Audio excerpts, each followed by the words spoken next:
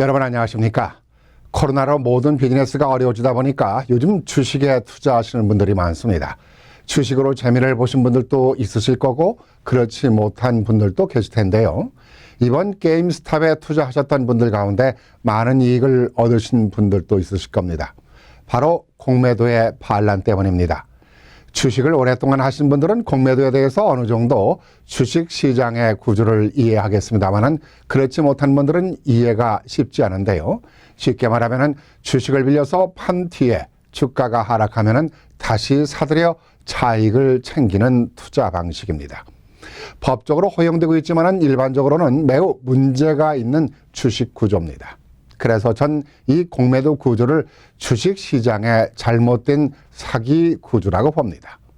주식 투자가 많으면 주식이 오르는 것이고 매도가 많아지면 주가가 떨어지는 것이 주식의 기본적인 원리입니다. 그런데 이 공매도란 방법은 주식시장의 원리를 역행하는 잘못된 구조로 이루어지는 경우가 많습니다. 이 때문에 개미 투자자들이 손해를 보는 경우가 많습니다. 이번에 게임스탑에 투자했다가 엄청난 자산을 날린 멜빈 카피탈이 대표적인 경우입니다. 멜빈 카피탈이라는 금융사가 게임스탑이라는 게임 회사에 무려 80억 달러, 한화로 9조 원에 이르는 주식을 공매도로 장난을 치려 했습니다. 늘 당하기만 했던 개미 투자가들이 멜빈 카피탈의 공매도 조작을 알아차리고 공동 대응을 했습니다. 공동 대응이란 주식이 하락하면 빨리 팔기에 바빴던 개미 투자자들이 주식을 팔지 않았다는 얘기입니다. 그러다 보니 하락한 것이 아니라 오히려 주식이 한때 1625%라는 천문학적인 숫자로 폭등을 했습니다. 이로 인해 공매도로 주식을 팔아치워서 주식을 하락시키고 이익을 노리려던 멜빈 캐피탈이 한 방에 무너지면서 엄청난 손실로 눈물로 밤을 지새우게 된 것입니다. 반대로 멜빈 카피탈이 공매도 조작에 성공을 했다면 개미 투자자들이 눈물로 밤을 지새는 꼴이 됐을 겁니다.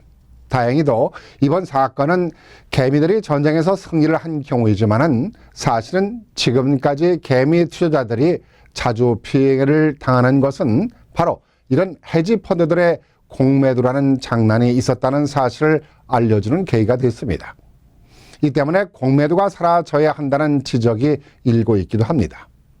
우리가 투자의 규제들이라고 하는 굳이 이름을 거론하지 않아도 아시겠습니다만은 이런 사람들도 결국 엄청난 자금으로 공매도 방법을 이용하는 경우가 많습니다. 이런 면을 본다면은 이들이 투자의 규제들이 아니라 허가낸 사기의 규제들이라고 부르는 게 더 적절한 표현인 것 같습니다.